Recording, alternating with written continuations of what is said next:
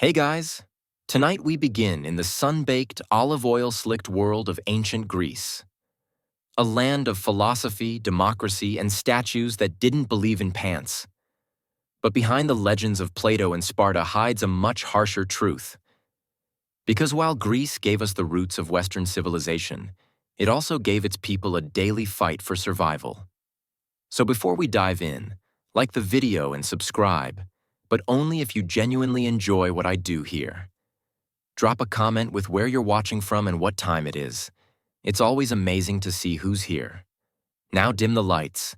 Maybe turn on a fan for that soft background hum. And ease into tonight's journey. Welcome to ancient Greece, where your day doesn't begin with an alarm clock. It begins with the heat and the flies. Your home is a mud brick box. No windows, no floorboards, just dust, straw, and the scent of goat piss rising from the corner where the family animal sleeps. With you, always. You share this space with your parents, your siblings, maybe a slave if you're lucky enough to own one. There's no privacy, no silence, no breath of cool air. And the heat?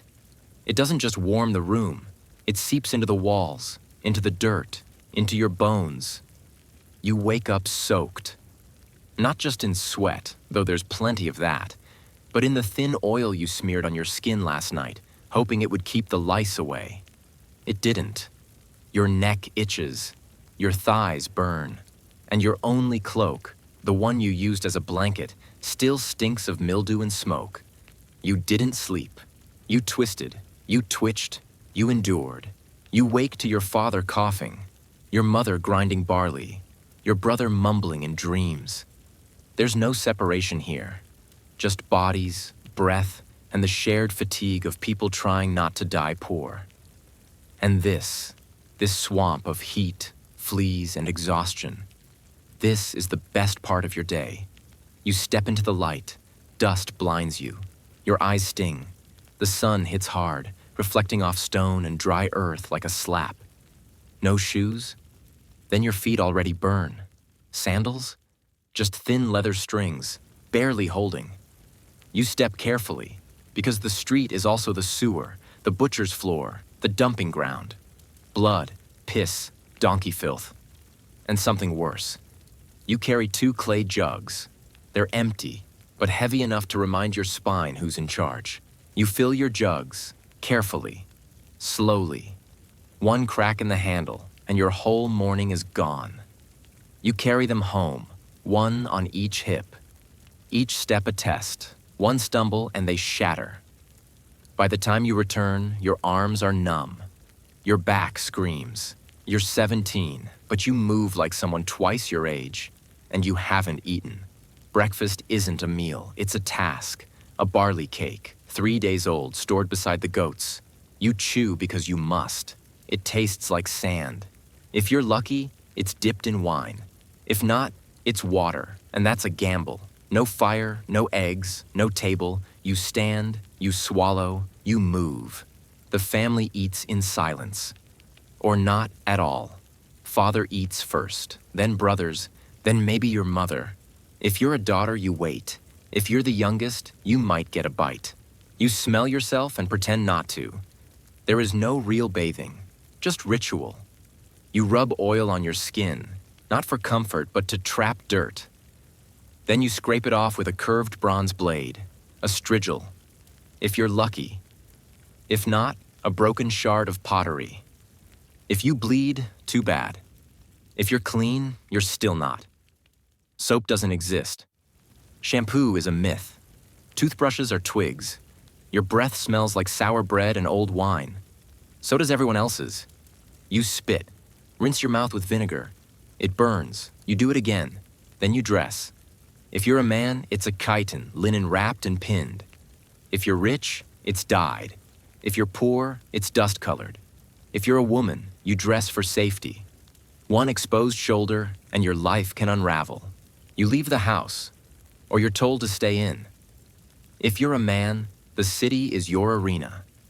If you're a woman, the city is your cage. Men walk to the agora, the public square, to argue, to trade, to wrestle with justice like it's a game.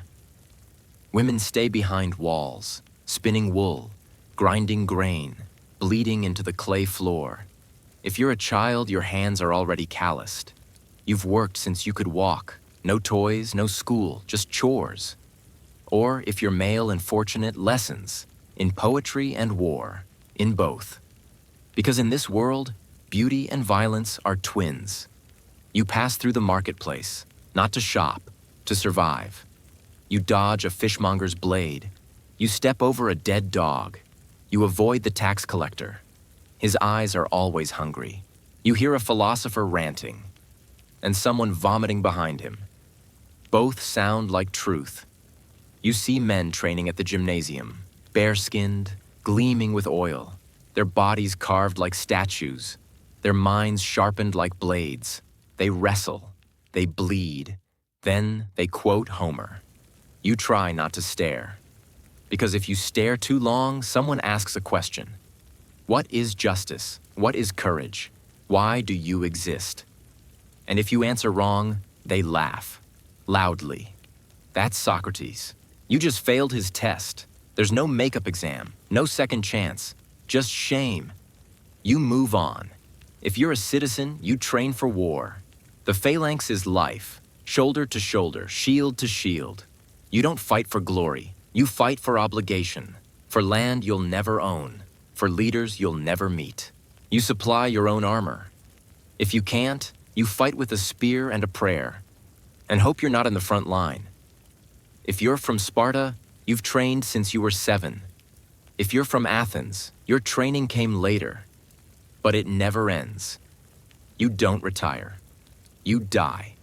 If you're poor, you row, not for sport, for the Navy, for hours, days, under blistering sun, chained to a bench, soaked in sweat and salt.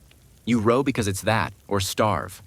And when war comes, as it always does, you march.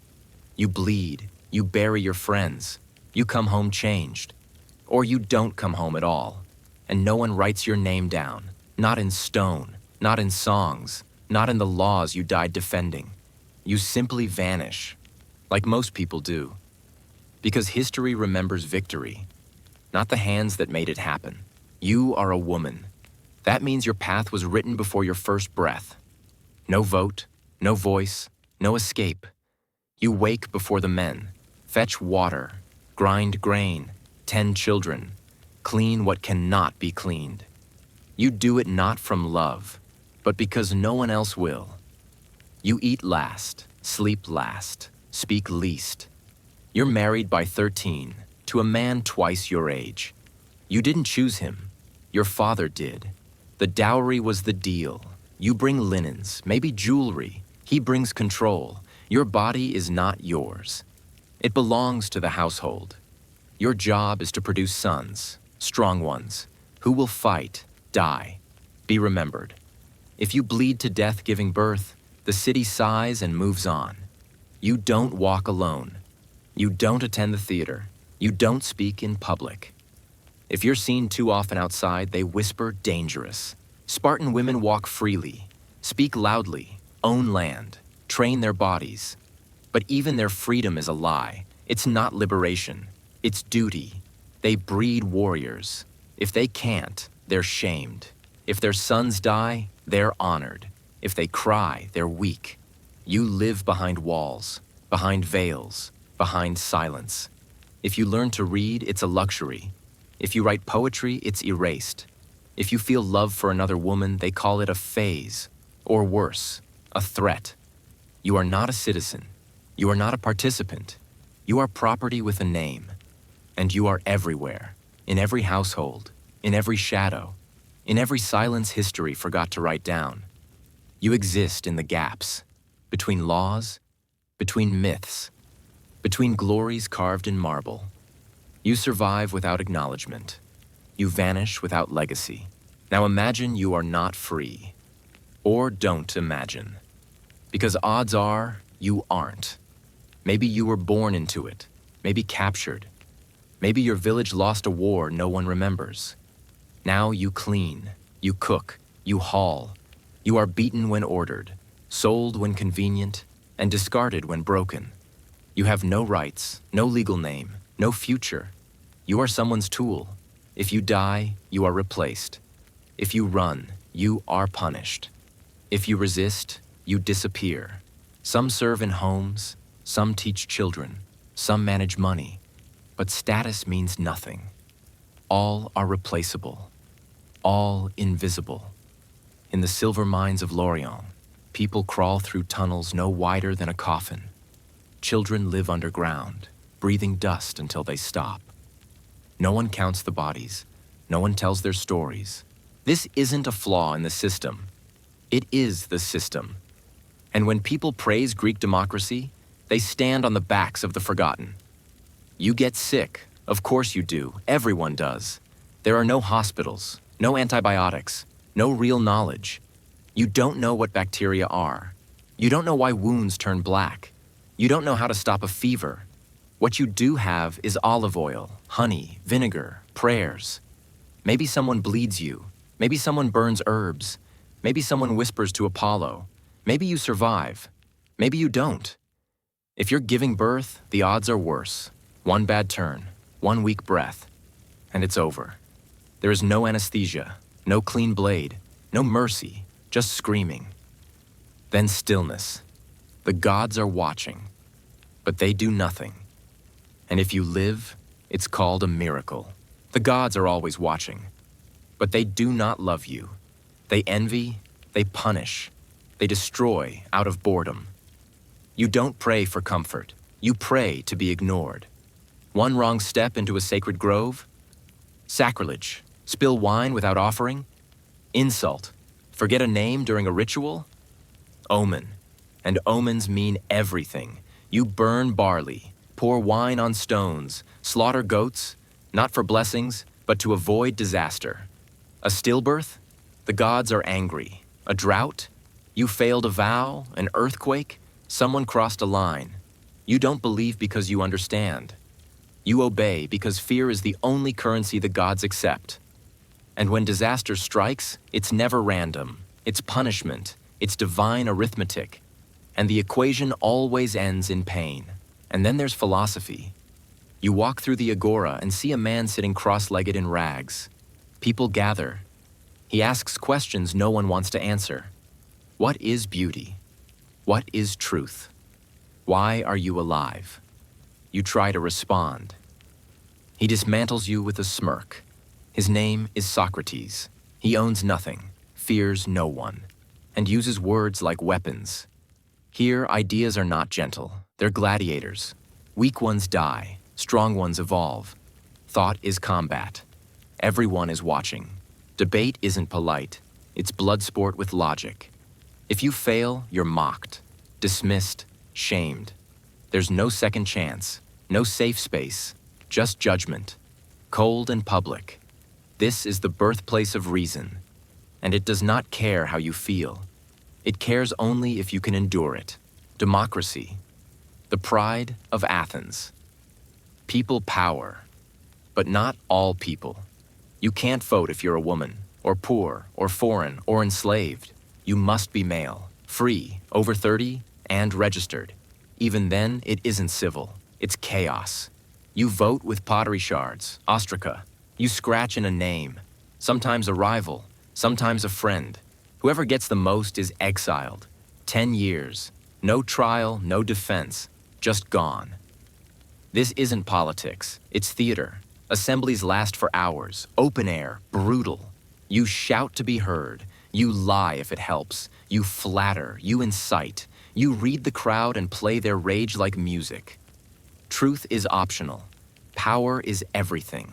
One wrong sentence and your name is carved into stone or erased entirely. This is freedom.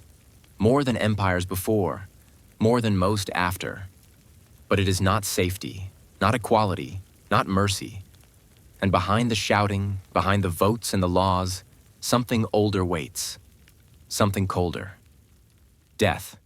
You will die young, almost certainly, from war, from infection, from childbirth, from a god's whim, from water, from breath. No funeral for the poor, just cloth, maybe fire, maybe a hole beyond the walls. No name, no marker, no mourning. If your family has a coin, it's placed in your mouth. For Charon, the ferryman. No coin, no crossing. You wander the riverbank, forever. And the afterlife? It's not heaven. It's shadow, gray, silent, joyless. Unless you're a hero. But you're not. You're tired, dirty, forgotten. That's the truth of ancient Greece. Not the statues, not the myths, not the marble perfection. This, the heat, the hunger, the unending labor. A world that wrote poetry with one hand and carried a blade in the other. You wouldn't last a day, but they did. And that's why we still speak their names. The Agora isn't just a marketplace, it's an arena. Yes, you can buy olives. Yes, you hear poems about gods. But beneath the bartering, there's blood. Reputation rises and falls here. Rumors spread like disease. You walk in thinking you're a citizen. You walk out knowing you're prey. Men stand on stones and shout ideas. Philosophy, policy, lies. You listen because silence looks suspicious. And suspicion is dangerous. Socrates is here. So is his shadow. He doesn't shout, he waits, he asks, he listens, then he dismantles. He asks what you believe, then shows you don't. Not really. He doesn't do it to guide. He does it to expose. And somehow you thank him. You feel smarter, but exposed. In the Agora, words burn. Debate is combat. If you lose, you don't bleed. You vanish. Reputation dies faster than disease. That's why you wouldn't last. Because you think ideas are safe. They're not. You think democracy means voice. It means volume. You think truth wins. It only wins if it roars louder than lies. And when it doesn't, you learn to stay silent. Or worse, you learn exile. Because here, the most democratic act is erasing someone completely. They scratch your name onto pottery shards. 1? A warning. 200? A trend? 6,000? You're gone. 10 years, no trial, no goodbye. One morning, you're arguing in the square. That evening, you're walking to the port. No coin, no allies, no future. The crowd doesn't boo, they cheer. Not because they hate you, but because they can. That's justice here. That's democracy. That's why you wouldn't last. You don't love the gods. You fear them. They aren't saviors. They're moods with names. Thunder given a face. Famine with a statue. Death with a hymn. You offer gifts to keep them away. You slaughter animals, burn bones, pour wine. Not to be loved, but to be ignored. Because when the gods notice you, things break. You light fires at crossroads for Hecate, hang charms for Hera, whisper oaths in court, not for justice, but to avoid divine backlash. You forget one ritual and your crops rot. Your child gets sick. Your roof catches fire. Coincidence? You don't believe in it. A priest tells you to fast, burn incense, shave your head, walk backward. You do it all. And still, the fever gets worse. There's no comfort here, no mercy, just rituals and silence. The gods don't help. They demand, they consume, they punish. And when you cry for mercy, they answer with nothing. That's why you wouldn't last in ancient Greece. Because you expect peace. But here, even sleep is earned through fear. And survival is just another name for obedience. You are dying, but no one notices. It starts with a cough. Dry, persistent. You ignore it. Everyone coughs. Dust, ash, mold, who knows? Then fever, then blood. You hide it, because illness is weakness, and weakness gets you left behind. There are no doctors, just guesses. A neighbor gives you figs, a cousin brings herbs. Someone suggests cutting you open to release the sickness. You agree. The knife is dull, the pain is sharp. You bleed into a bowl. The fever rises. They move you outside, not for fresh air, but to protect the rest. Your mother whispers it's nothing, but her hands are shaking. That night, your breath rattles. Dogs howl, an owl screams. You die before sunrise. You are 15, and there is no glory, just cloth, dirt, and the silence that follows. Your body is wrapped in linen, weighted with a rock. There is no ceremony, no music, just a ditch outside the city. A prayer that the dogs don't find you. No stone, no marker. Your name is spoken one last time as your brother drops the first handful of dirt. The living go back inside. Life continues. You weren't a hero, not a soldier, not a mother, just another breath lost in the dust. The underworld doesn't care. Karen wants a coin. You had none. So you wander. Not in hell, not in paradise, just shadow. This is what most people get. No Iliad, no statue, just dirt. And still the city calls itself immortal. Still philosophers speak of virtue. Still temples rise. Still your name fades before the sun sets. That's the death history leaves out. You think you'd be the exception, that you'd fight like Achilles, think like Plato, die in verse. You wouldn't. You'd rot like the rest. That's why you wouldn't last a day in ancient Greece. Not because it was hard, but because it didn't care. You are born, no celebration, not because you are unloved, but because you are a daughter. Your value is skin and silence. The midwife checks your limbs, wraps you in linen. No naming ceremony, no joy, just a glance between parents. Your father nods, resigned. You grow. By 5, you've learned to be quiet. By 7, you grind grain. By 9, you spin wool. By 11, you know your worth is your womb. At 13, you're ready. But not for life, for marriage, to a stranger, twice your age. You bring a dowry, linens, maybe livestock. He brings control. You are veiled. Walked into his house, you do not return. That part of your life is over. Your job now is to obey, to bear children. Sons, if possible. The first time he touches you, it hurts. You don't cry, because your mother told you not to, because crying makes it worse. Pregnancy comes fast. Your body is still a child's, but it must carry another. Your spine bends, your feet swell, you whisper prayers. Not for a healthy child, but to survive the birth. Because childbirth here is a coin toss. Heads, you live. Tails, you don't. If the baby dies too, people call it fate. If you live, you return to labor. You nurse, you swaddle, you work. You don't leave the house. Not alone, not ever. If you're seen outside too often, they whisper, loose, unruly, dangerous. Even if you're just going to the well, your world is 4 walls, a loom, a cradle, a life spent listening to men decide what matters. You're not invited to the symposium. You don't speak in the assembly. You aren't carved in marble. You aren't quoted. If you write, your words are lost. If you speak, your voice is filtered through someone else's pen. Your silence is your survival. In Sparta, it's different, but not freer. You're trained to be strong. You exercise. You speak boldly.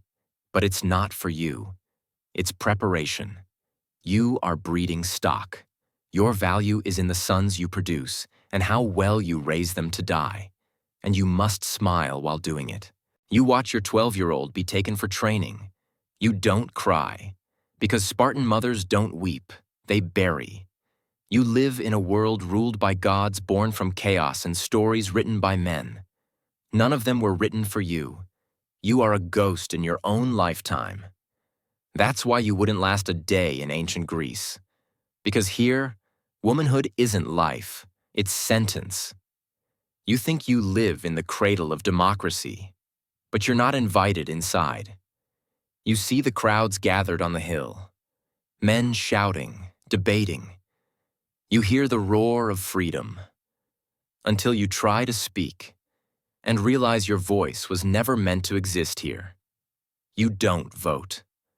Not if you're poor, not if you're female, Not if your parents weren't born in the right soil. Freedom here is a gated privilege with a handmade key. And even those who hold it trembling. You imagine democracy means fairness. But here, it means performance. Men act outraged in public, then break the same laws in private. Power shifts not by truth, but by applause. The louder you are, the truer your words sound. A skilled speaker can start a war with a metaphor. And when things go wrong, there are no trials, just scapegoats. That's why the ostracon exists. A piece of pottery, a name etched in clay. That's all it takes to vanish someone.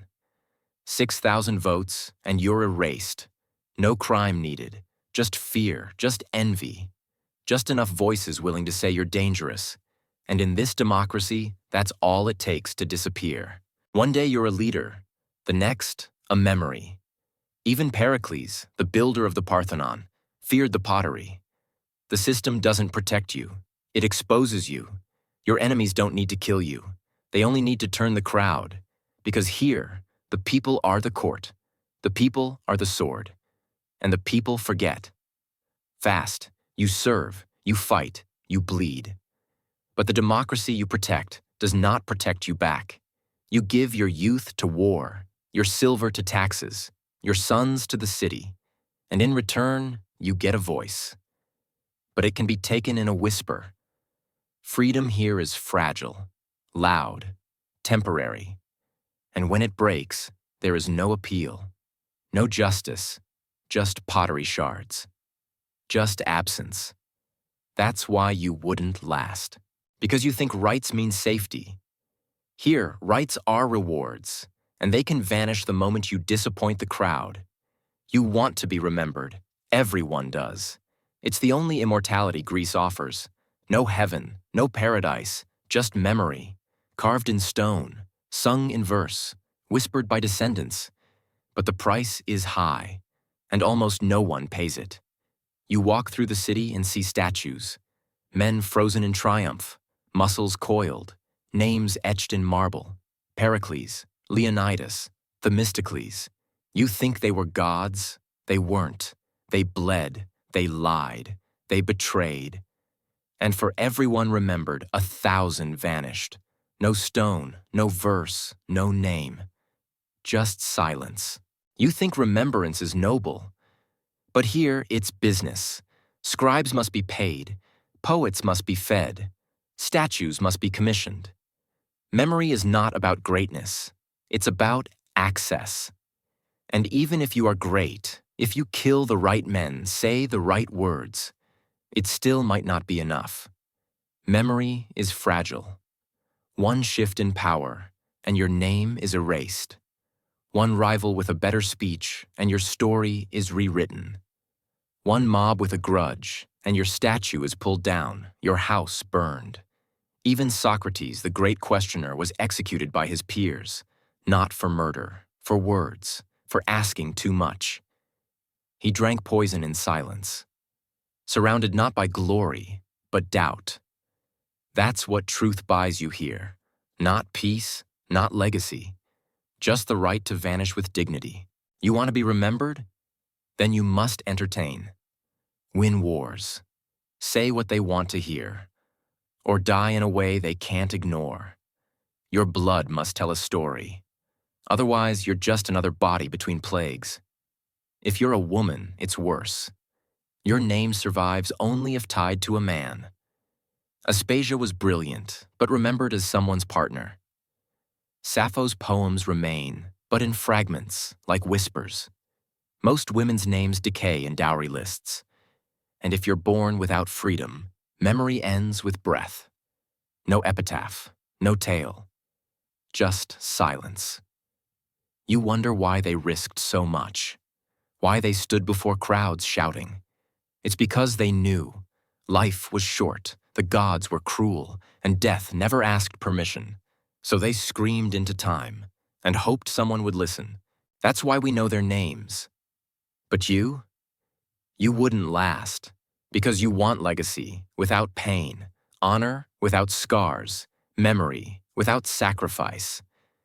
But Greece didn't make legends gently. It made them through fire, through blood, through ash, and when it was done, it asked for more. So remember this: every golden column stood on broken backs. Every statue rose from crushed shoulders. Every word written was paid for in flesh. You admire them, you quote them, you name universities after them, but you forget the smell of their streets, the taste of their bread, the sting of the sun on open wounds. That's why you wouldn't last a day, because they didn't just survive history, they carried it. While you just read about it. You don't live in Athens. Most people didn't. You live on the edge of nowhere. A farm clinging to bad soil, miles from the agora, miles from the statues and speeches. The only philosophy here is survival. The only vote is whether your goat lives this winter. Your house is a box of mud and straw. It leaks when it rains, cracks when it's hot, collapses every 10 years. You rebuild it with the same dirt that breaks it. You rise before the sun, not from discipline, from hunger. Your hands itch from yesterday's labor. Your children cry in their sleep and you're too tired to hush them. You crush barley into paste, chew slowly, hope it lasts. There is no market, no theater, no gymnasium, just dust, wind, and the sound of wood straining under weight. You work land that doesn't want you. Dig trenches, tie vines, herd animals that sicken, get stolen, or go mad. Your body is your only tool. Your back bends, your knees crack, your skin peels from sun and frost alike. You know every cloud, every weed. You know what rot smells like, what birth feels like, what death looks like when no one else is watching. You bury your father behind the house. No priest, just a stone and a hope the wolves stay away. Your mother follows 6 winters later. You wrap her in her old cloak. Your daughter places a flower beside her skull. There are no gods here, not really. No temples, no rites, just stories. Half-remembered warnings. You leave offerings in the field, not for blessings, just to avoid curses. Night in ancient Greece is not peace. It is exposure. The sun is gone, but the heat lingers, trapped in walls, rising from stone like breath. You step outside. The world is quieter, but never still, never safe. There are no lamps, no guards, just stars, and whatever the dark decides to release. You hear footsteps, not yours. You smell wine, sweat, something worse. You move quickly, or not at all. Because at night, the rules change. Thieves roam, not clever, not masked. Just men with knives and nothing to lose. If you scream, no one comes. Because screaming is common, and compassion is rare. Drunken men stagger from symposia, feasts of power and pleasure. They shout, grab, take. They are citizens. That makes it legal. If you're a woman outside after dark, you're guilty by default. Maybe a servant. Maybe worse. Even if you're just fetching water. Even if your child is sick. Even if you're running from someone worse. There are no police. Only vengeance. If a man harms you, your family may act. Or not. If you're poor, you're not worth it. If you're unfree, your pain is not considered pain. You avoid temples after dark, not because they're closed, but because they aren't. Priests, guards, rituals best left unseen. The city breathes differently at night. Slower, but not softer. You sleep on straw. You dream of fire, or war, or nothing. You turn your face from the window.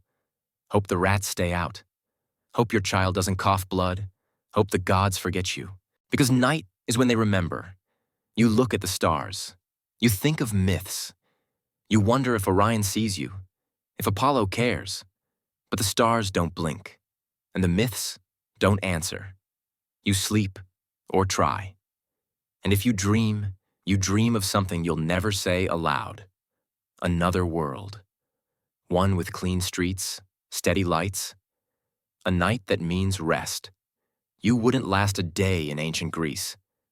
And the night? You wouldn't survive an hour. You admire the columns, the temples, the order. You call it civilization. But civilization has a price, and it's never paid by the ones who celebrate it. The Parthenon? You've seen pictures, gleaming, white, pure. But that's not how it was. It was loud, crowded, painted in color, and beneath its floors, bodies. You think it was built for beauty. It was built for power, for warning. You see marble, but not the quarry, not the hands hauling it in heat that split stone and skin, not the workers who died before the roof was done. No one counts them. No plaque bears their names, just columns. Perfect, silent. Every statue you admire cost someone their life. Every road was paved with pain. Even the theaters, designed for laughter and poetry, were built by those who'd never sit in them. Built by people who died to give others a voice.